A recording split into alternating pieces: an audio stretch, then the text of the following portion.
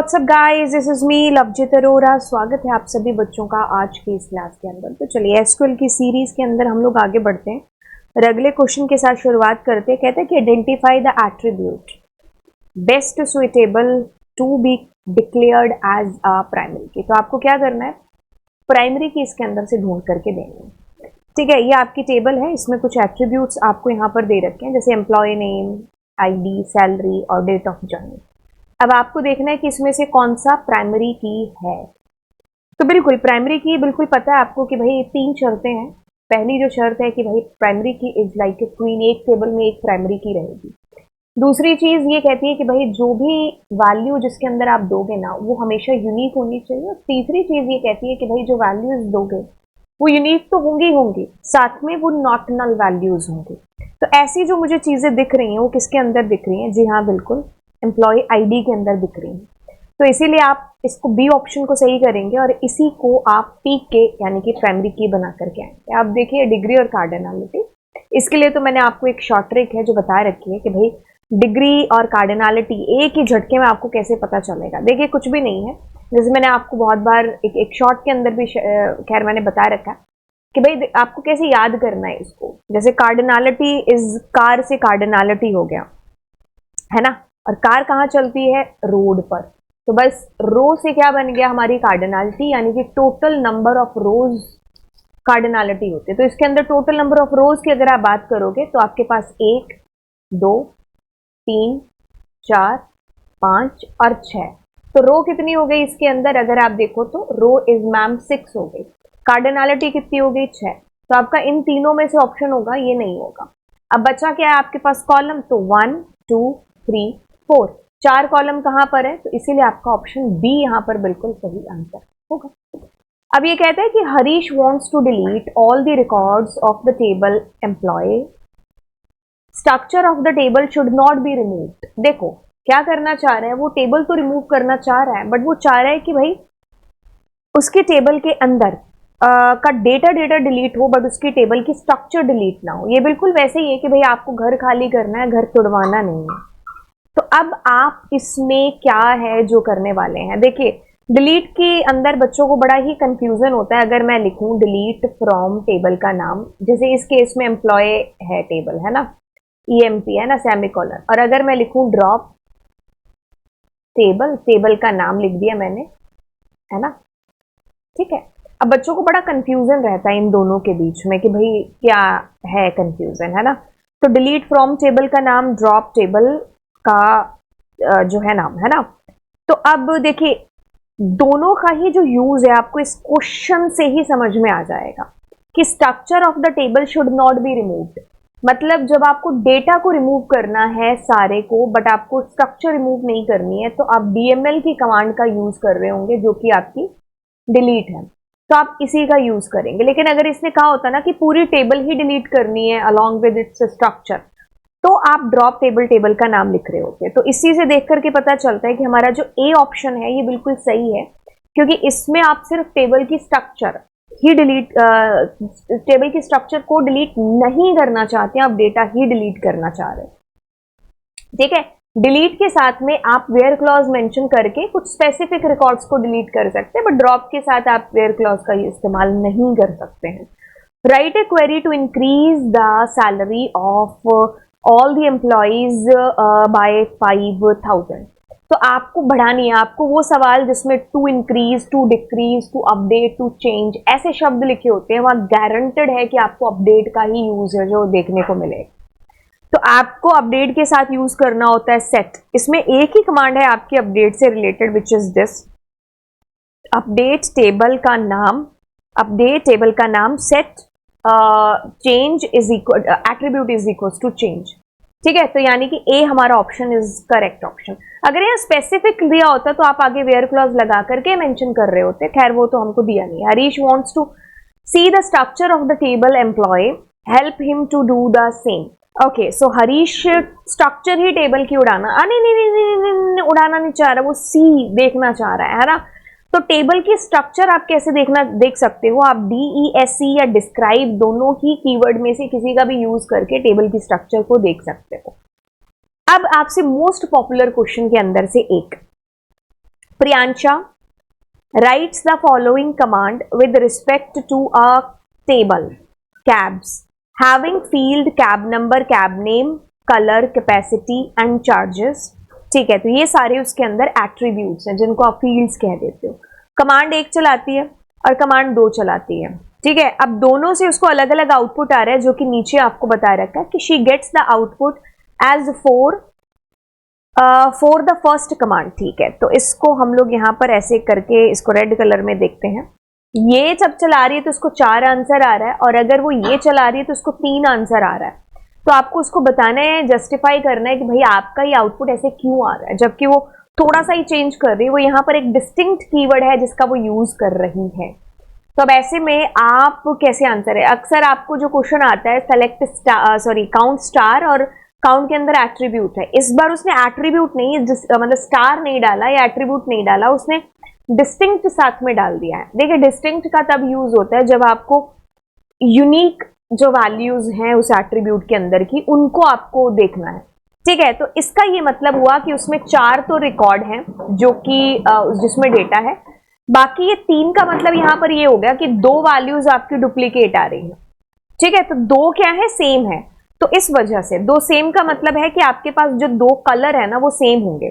ठीक है, it will be something like that कि जैसे कलर आपके पास में और आप यहां पर जैसे मैंने कहा रेड, ग्रीन और मैंने कहा रेड और मैंने कहा ब्लैक. ठीक है, ये पेन पता नहीं क्यों नहीं चल रहा, ब्लैक और मैंने कहा येलो. तो मतलब अगर मैं ये यूज करती हूँ तो यहाँ 1 2 3 और 4 आपको आता है. ये येलो लिखने की जरूरत नहीं थी, लेकिन अगर मैं इसका इस्तेमाल करती हूँ डिस्टिंक्ट लगा करके तो 1 2 और 3 आएगा. क्यों? क्योंकि रेड इज कमिंग दूसरी बार. तो यहाँ पर कोई भी ऑप्शन देख लीजिए, नल से कोई नहीं है. टोटल 8 रोज नहीं, टोटल आपके पास में 4 रोज है. ठीक है, और 2 जो कलर है वो आपके पास सेम है, इस वजह से आपके पास ये चीज हो रही है. To display the names of all the white coloured vehicles. ठीक है, तो आपको सफेद रंग के व्हीकल्स हैं जिनको डिस्प्ले कराना है. आपकी टेबल है तो आपको छटनी करनी है अपनी टेबल के अंदर से डेटा की, बट आपको बताना है कि जिनका colour is equal to white है. तो बिल्कुल डिस्प्ले का मतलब है कि आप सेलेक्ट करना चाहते हैं. ठीक है, द नेम्स का मतलब है कि आप सिर्फ वी नेम डिस्प्ले कराना चाहते हैं. तो आपके पास ये बिल्कुल सही है, जो 4 नंबर है मतलब डी आपके पास दे रखा है, दैट इज टोटली करेक्ट. ठीक है, क्योंकि आपको सेलेक्ट डिस्प्ले द नेम्स पूछा है तो आप स्टार यूज नहीं कर सकते. मम्मी ने कहा है कि दुकान से लस्सी लेके आने तो पूरी दुकान नहीं लेके जा सकते है ना, तो वही एक आइटम, तो वही चीज है. आपको सिर्फ वी नेम डिस्प्ले के लिए बोला है तो you can't put there star. Okay, कहता है कि to display the name of vehicle. Okay, तो व्हीकल का जो नेम है उस एट्रीब्यूट का नाम है वी नेम. तो आपको पता है कि डिस्प्ले का मतलब होता है सेलेक्ट, तो सेलेक्ट वी नेम. अब उसके बाद में कहता है कि मेक. ठीक है, तो मेक नाम से भी एट्रीब्यूट है, कॉमा करके मेक. कैपेसिटी नाम से भी एक एट्रीब्यूट है इसके पास में. ठीक है, of the vehicles in ascending order. आपको पता है कि ऑर्डर बाय जो है ना वो आपका यूज होता है हमेशा at the end of the command. जब भी आप इसको यूज करोगे आपको सिर्फ अंत में ही इसका यूज है जो करना है. तो आपने क्या लिखा है, आपने लिखा है V name make capacity from table का नाम ऑर्डर बाय कैपेसिटी, क्योंकि इसने कहा है कि ascending order of sitting capacity. ठीक है, तो असेंडिंग ऑर्डर है आपने यूज करना है. तो ये बिल्कुल गलत लिखा है क्योंकि DSAC नाम से कुछ होता नहीं है, तो इसीलिए आप ए ऑप्शन को बिल्कुल सही कह दो क्योंकि दोनों सेम लिखा है, बस यहाँ पर ये अलग से इसने लिख दिया. वैसे भी डिसेंडिंग के लिए भी आपका DESC होता है और असेंडिंग के लिए ASC होता है. तो अगर आपने नहीं भी लिखा है तो भी कोई बात नहीं है. To display the highest charges at which vehicle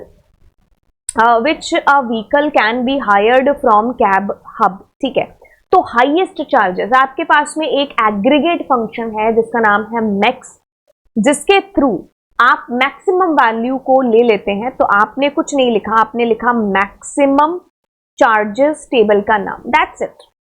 ठीक है, तो आपके पास इट इज टोटली सही. आप बस ऐसे सिंपल तरीके से इसका यूज कर सकते थे. अब मैं ABCD ऑप्शन यहां पर डालूंगी. कहते हैं कि select V name from cab hub, जहां पर कलर क्या है, व्हाइट है. ठीक है, तो व्हाइट कलर से आपको वी नेम है जो देखना है. तो आपके पास में एक तो इनोवा है और दूसरा A स्टार है. ठीक है, तो इनोवा A स्टार जहां पर भी आ रहा है वही आपका एक आंसर है. देखो एसक्यूएल की कमांड्स बहुत इजी होती हैं. आप अगर IP की बात कर लोगे तो 25 नंबर का एसक्यूएल आता है, कंप्यूटर साइंस में 20 नंबर का आता है ना. तो आप कह लो कि ये फ्री के नंबर है। अगर आपको प्रोग्रामिंग में थोड़ा सा भी अगर आपको लगता है ना कि आपका हाथ तंग है, तो यहां से तुम नंबर है जो अपने बिल्कुल एकदम कम पढ़ करके भी आप बटोर सकते हो। ये सच में कम, अगर आपको लगता है ना कि अगर आप अगर मतलब आपने दोनों का एग्जाम दे दिया है ना, तो आपको लगता है कि भाई मेरे 40 से ऊपर नहीं जा रहे हैं कोडिंग के अंदर, प्रोग्रामिंग के अंदर, पाइथन के अंदर नंबर, लेकिन आप उससे भी कम टाइम दे करके एसक्यूएल के अंदर बिल्कुल आप 70 आउट ऑफ 70 वाली बात है जो कर देंगे, क्योंकि इतना आसान और इजी है। ओके, सो मैक्सिमम चार्जेस, अब मुझे नहीं लगता, आप खुद देखिए कि यहाँ पर इतना टफ है क्या ये। तो मैक्सिमम चार्जेस बिल्कुल 35 जहां लिखा है वही आपका एक आंसर होगा। To display details of all the items in the store table in ascending order by last by. मैं आपको हमेशा बोल चुकी हूं कि ascending order, descending order, alphabetical order, ये सारे ऑर्डर बाय के साथ यूज होते हैं और अंत में यूज होते हैं। क्योंकि असेंडिंग ऑर्डर है तो आपका ये बिल्कुल सही है, बट इसमें कोई और ऑप्शन भी आपका करेक्ट हो सकता है, क्योंकि इसने ए और सी बोला है, तो दोनों देखो सेम लिखे हैं, बस यहां पर ASC लिखा है और यहां पर नहीं लिखा है, क्योंकि ASC इज बाय डिफॉल्ट, तो अगर आप नहीं भी लिखते हैं तो भी चल जाएगा। बट बाय द वे हाँ, तो आपका ये वाला ऑप्शन बिल्कुल सही है, क्योंकि मैंने यहाँ ASC लिखा हुआ और इसके अंदर मैंने लिखा नहीं है। ठीक है, तो ये चीज आपको है कि भाई दोनों ही हमारे सही है। ASC अगर आप नहीं भी लगाते हो that is also totally cool. To display item number, item name of those items from store table whose rate is more than 15 रुपए। ठीक है, 15 रुपीज से जो कि ज्यादा है, तो आपको क्या डिस्प्ले कराना है, एक तो आइटम नंबर, ठीक है, और दूसरा आइटम, ठीक है, और जिसका हैविंग तो आप लगा ही नहीं सकते ना, ग्रुप बाय के बाद में लगेगा, पहले थोड़ी लगे। तो where rate is greater than, तो सी आपका ऑप्शन इज करेक्ट ऑप्शन। ठीक है, कहता है कि to display the details of those items whose suppliers code, जिसको एस कोड लिखा हुआ है वो 22 है, और उसकी जो क्वांटिटी है दैट इज मोर देन 110, 110 से ज्यादा है, तो अब आपको उसको डिस्प्ले कराना है। टू डिस्प्ले का मतलब सेलेक्ट स्टार फ्रॉम टेबल का नाम, और ठीक है, तो आपको क्या करना है, whose supplier S code is 22, ठीक है, तो where S code is 22 and quantity क्या होगी, बिल्कुल आप एंड लगा रहे होंगे यहाँ पर, क्योंकि और का कोई सवाल ही नहीं उठता है ना। जैसे मैंने कहा कि मुझे मान लो दिल्ली जाना है और मुझे लाल रंग की कार में जाना है ना, तो मैं एंड लगाऊंगी ना ऐसे केस में। तो मैंने कहा जो कि एस कोड 22 है और जिसकी क्वांटिटी 110 से ज्यादा, मेरे को किसी एक को ही जो है, मतलब दोनों को ही मेरे को बेसिकली करना है, क्योंकि इसने कहा है कि एस कोड 22 और क्वांटिटी जिसकी मोर देन 110 है, और लगा दिया है, इट डजंट मीन कि आप और ही लगाएंगे। ठीक है, तो यानी कि एस कोड 22 साथ ही साथ उसकी क्वांटिटी जो है वो 110 से ज्यादा होनी चाहिए।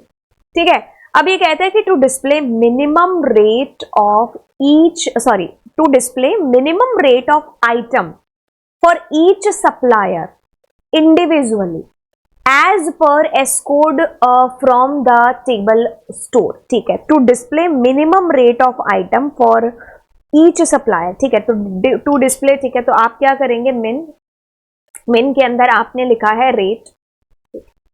ठीक है, तो ये तो आपका फंक्शन लगेगा। अब मैंने आपको ये चीज बोली कि वो सारे प्रश्न जिनके अंदर ग्रुप बाय का यूज होता है, अधिकतर केसेस में उनमें ईच शब्द का इस्तेमाल हुआ होता है। ठीक है, अब आपको कहा है कि each supplier individually as per S code, तब आप देखो कि एस कोड की तरफ इशारा किया है, क्या उसमें कोई भी ऐसी वैल्यू है जो डुप्लीकेट है, मतलब रिपीट हो रही है, क्योंकि ग्रुप भी उनका बनता है ना जो रिपीट हो रही होती है। तो आपके पास में देखो 23, 22, 21, 21, 22, 22, 21, बिल्कुल। तो अब मैंने इसमें देखो मिनिमम रेट लगा दिया, अब ग्रुप बाय लगाओगे और उसके साथ में आप क्या करोगे, ऑर्डर बाय का यूज करोगे, तो आपकी जो फुल क्वेरी बन जाने वाली है that is something like that, to display minimum rate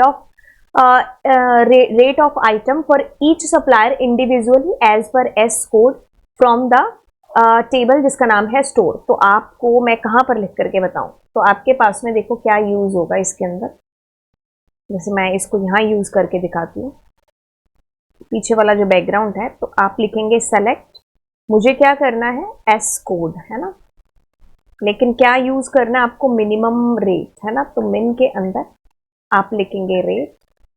ठीक है, फ्रॉम टेबल का नाम, ठीक है, टेबल का नाम क्या है आपके पास में, स्टोर, इतनी चीज हो गई। अब ग्रुप बाय, और आपने क्या लिखा, एस कोड, बस इतनी सी बात। ठीक है, to display minimum rate of item for each supplier individually as per S code from the table store. ठीक है, तो इसमें आपका जो ऑप्शन है वो आपके पास में कोई ऑप्शन है ही नहीं, इसीलिए मैंने यहाँ पर लिखा भी है यहाँ पर। ठीक है, तो नन ऑफ दी अबव आप यहाँ पर लिख सकते हैं, क्योंकि हो सकता था अगर आप यहाँ पर ग्रुप बाय लगाते, ये शायद मेरे से ही टाइपिंग में मिस्टेक हो गई होगी। To increase the rate of all the items by 10। ठीक है, तो आपको टू इंक्रीज मैंने आपको अभी अभी बोला, तो ऐसे वो सारे क्वेश्चंस जहां पर टू इंक्रीज टू डिक्रीज होता है आप अपडेट का यूज करते हैं, तो अपडेट आपकी कमांड यूज होगी टेबल का नाम और सेट। ठीक है, तो अपडेट टेबल का नाम और सेट आपने जैसे ही लिखा उसके बाद बस आपको attribute is equal to change लिखना था। ठीक है, तो ये सारे आपके क्वेश्चंस थे। इसमें और बचे हैं क्या? और भी बचे हैं इसमें, चलो ये लास्ट वाले कर लेते हैं। To display the name of all games with their G codes. Okay, to display the names of all games, आपको नेम डिस्प्ले कराने हैं उनके जी कोड के साथ में। कुछ नहीं, सेलेक्ट जी नेम और जी के कोड फ्रॉम गेम्स टेबल के अंदर, है ना। कभी कभी ऐसी चीजें होता है, जरूर नहीं कि वो इतनी मुश्किल हो, आसान भी हो सकती है, जैसे ये क्वेश्चन है ना। To display details of those games which are having prize more than 7,000। कुछ नहीं, वेयर क्लॉज लगाओगे तो डिटेल्स है सेलेक्ट स्टार फ्रॉम टेबल का नाम, सेलेक्ट स्टार फ्रॉम टेबल का नाम। हैविंग लगता नहीं है क्योंकि हैविंग ग्रुप बाय के बाद में लगेगा, ऑफ कोर्स वेयर क्लॉज होगा। जहां पर प्राइज मनी 7,000 से ज्यादा है तो आपका D option is the correct option. To display the content of the games table in ascending order of schedule date. Ascending order के लिए आप क्या यूज करेंगे, मेरे पीछे ये छुप गया होगा, तो आप लिखोगे order by and schedule date है, शेड्यूल डेट आपके पास यहां दे रखा है। ठीक है, और बस डेट, असेंडिंग ऑर्डर है तो no need to put ASC, आप लिखोगे तो भी सही है, नहीं लिखोगे तो भी सही है। तो आपके पास में ऑर्डर बाय यानी कि C option is the correct option. To display sum of prize money for each of the number of participation grouping. ठीक है, okay, to display the sum of prize money, तो प्राइज मनी का sum आपको बताना है, तो आप क्या करेंगे, अब मैंने बताया कि आपको ईच शब्द यूज होगा, तो नंबर ऑफ पार्टिसिपेशन में देखो रिपीट हो रही है, वैल्यूज बिल्कुल हो रही है, तो बिल्कुल आपके पास में क्या होगा, सेलेक्ट, और सम पूछा है किसका, प्राइज मनी का, है ना, तो सम प्राइज मनी। ठीक है, और इसके साथ में आप नंबर लिखोगे। अब आपको ये चीज पता है कि जो चीज आप सेलेक्ट के साथ लिखते हो वही आप ग्रुप बाय के साथ लिखोगे, तो ग्रुप बाय के अंदर नंबर आपके पास में कहां पर है, ऐड नहीं होगा, आपके पास सम होगा, number from group by. D आपका option is the correct option. Select count distinct लगाया है, यानी कि रिपीट नहीं होने वाली वैल्यूज की बात करी गई है। ठीक है, तो आपके पास में नंबर रिपीट जो हो रहा है नहीं हो रहा है, आपके पास यहां पर आंसर आएगा भाई 2। ठीक है, क्योंकि 2 इज कमिंग 2 बार, दैट इज द रीजन 2 आएगा आपके पास, क्योंकि 2 वैल्यूज ऐसी हैं जो कि मतलब एक तो ये आ गया और एक ये आ गया, है ना। सेलेक्ट करना मैक्सिमम डेट और मिनिमम डेट फ्रॉम आपकी टेबल गेम्स के अंदर से, तो सबसे ज्यादा जो बड़ा नंबर है वो कौन सा है, 2004 वाला है और फरवरी है ना। तो अब आपको क्या करना है, बस बेसिकली यही एंटर करके बताना, मैक्सिमम इज 14 फरवरी। ठीक है, और जो मिनिमम आपको बतानी है बिल्कुल वो दिसंबर 2003 वाली है। ठीक है, तो ये इस तरीके से आ जाएगा। सेलेक्ट सम प्राइज मनी, कुछ नहीं, आप इन सब का सम कर लो, 5 8 5 13 12 12 24 25 25, लेकिन इस पे नहीं लिखा है, तो ये हमारा ऑप्शन गलत है। ठीक है, तो ठीक है, गलत कोई बात है, मैं पेपर में सही करके आना है।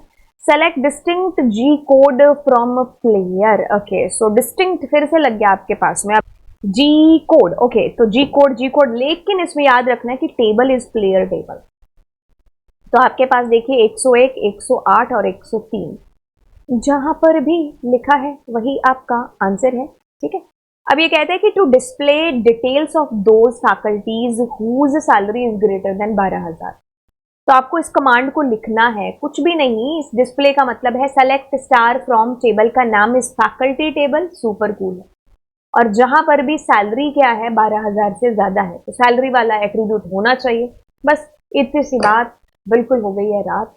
हम चलते हैं और आपसे मिलते हैं अगली क्लास के अंदर। जी हाँ, बिल्कुल आपको एसक्यूएल एमसीक्यूज मैंने यहाँ पर करा दिए हैं। एंड यस, अगर आपको ये सीरीज़ अच्छी लग रही है तो आप एक काम कर सकते हैं, अपने दोस्तों के साथ शेयर कर सकते हैं। अब आप कहोगे कि नहीं, आप जितने घर पे डिवाइस हैं आप उनसे तो सब्सक्राइब खैर कर ही सकते हैं, है ना, क्योंकि आपका एक छोटा सा सपोर्ट जो है बहुत बड़ा मोटिवेशन है जो मेरे को दे करके जाएगा। एंड तो चलिए फिर आपसे मिलते हैं नेक्स्ट क्लास में। Thank you so much, God bless you.